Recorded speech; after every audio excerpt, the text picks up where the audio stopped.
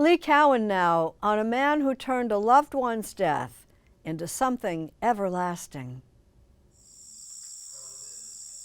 The late summer crickets were making music in the meadow of New York's Hudson Valley long before concert pianist Adam Tendler took the stage. He was double-checking everything because, very corny, in a few hours, whenever you see this, I'm ready to go. He'd be performing an 80-minute program that took lifetimes to compose. Yes, lifetimes, plural. In a way, it felt like each piece was each composer's way of saying, I see you, I can hear where you're coming from, and here's how it resonates with me. And here's, in a way, here's how I can help. He is a soloist, and yet still pretty crowded up there on stage. In every chord, there are ghosts. Some we might recognize. For Adam, it's his dad, Gary. I found out that he died mid-October, and I had last talked to him on Father's Day, which is June. That was 6 years ago. His dad's death was sudden, at least to Adam. Right, Adam? Right, Dad. His parents divorced when he was just 2 years old, but he stayed close with his dad at first. Are you recording? No, I'm just looking at you.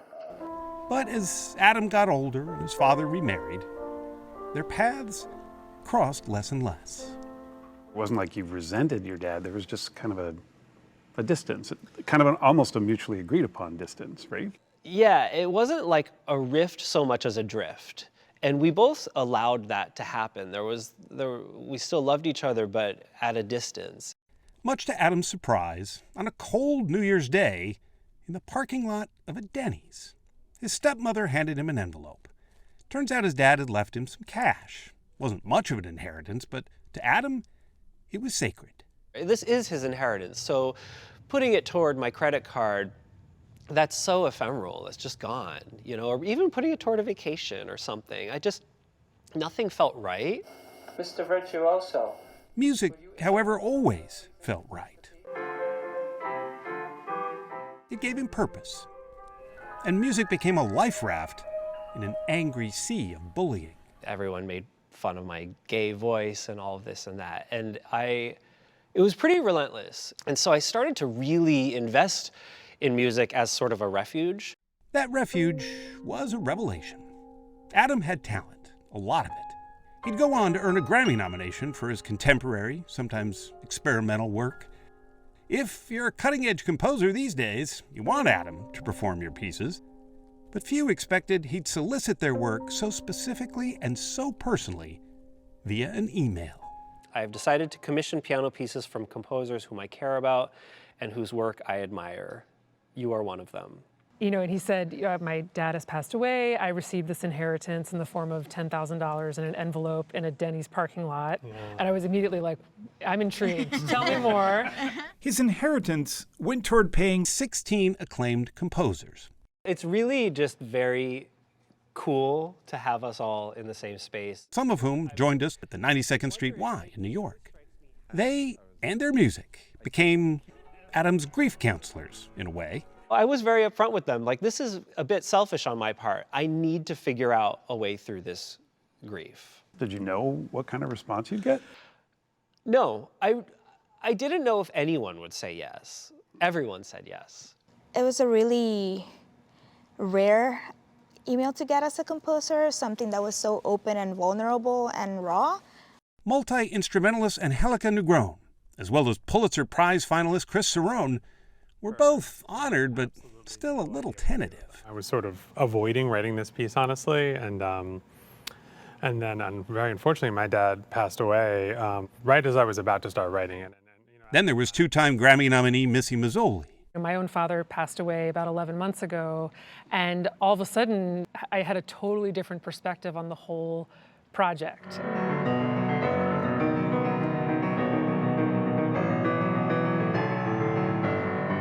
What Adam ended up getting was a cornucopia of all kinds of emotions. Some were meditative. Others build to anger. Some are light. And others, like Grammy nominee Dev Hynes' composition, are mournfully unchanging. It just does, yeah, and that just keeps going. I wanted to start with this soft repetition of almost like taking in the air. When I think about people I've loved passing, I always think about silence. I always think about the moment after that news. There's a stillness, or you hear the air or something.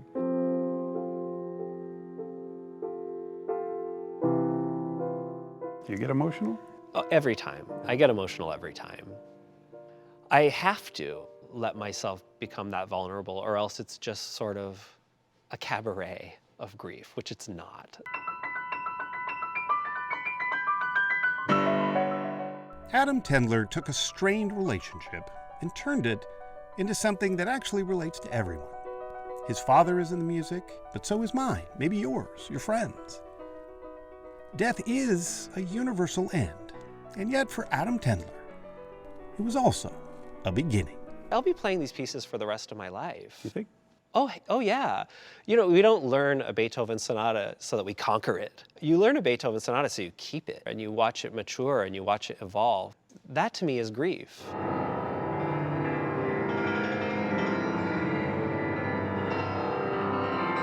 And I can carry grief with me in a way that I actually keep it, and I can cherish it, and I don't want to lose it. I don't want to lose him.